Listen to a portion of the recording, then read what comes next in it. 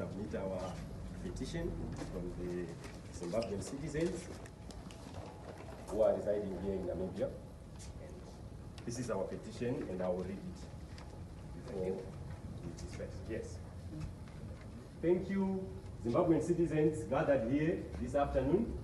As we are all aware that we are here to submit our petition to the Ambassador of America here in Namibia as the Zimbabwean citizens against economic sanctions imposed on Zimbabwe. So I will read the petition which the Zimbabwean citizens have compiled.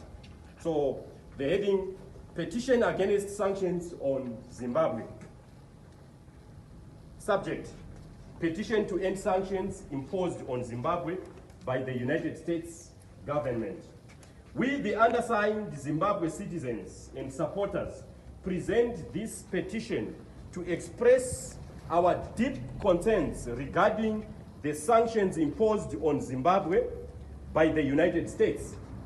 The punitive measures have caused significant economic hardship for the people of Zimbabwe, stalling economic growth, undermining essential infrastructure, and deepening poverty. We hereby request the immediate lifting of these sanctions, which violate Zimbabwe's sovereignty and contravene the international law. As we might be aware that sanctions can only be imposed on a country if the Security Council under the United Nations Charter have already passed it that the sanctions can be imposed on a country. But these sanctions on Zimbabwe, they were not ratified by the United Nations Security Council. That's why we are saying these sanctions are illegal, because they were never allowed by the United Nations Security Council, but it's only America and the European Union and their allies who imposed this.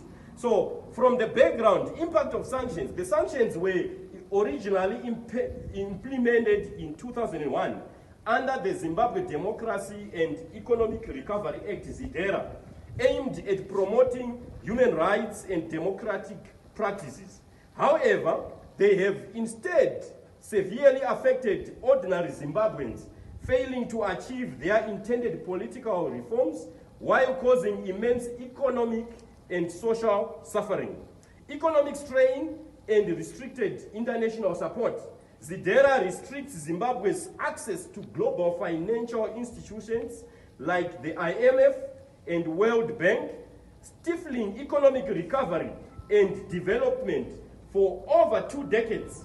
In 2023 alone, Zimbabwe has reportedly lost over 150 billion, this is a lump sum, over 150 billion due to these sanctions. Number 3, deterioration of social services. These sanctions have directly impacted Zimbabwe's healthcare, education, and infrastructure,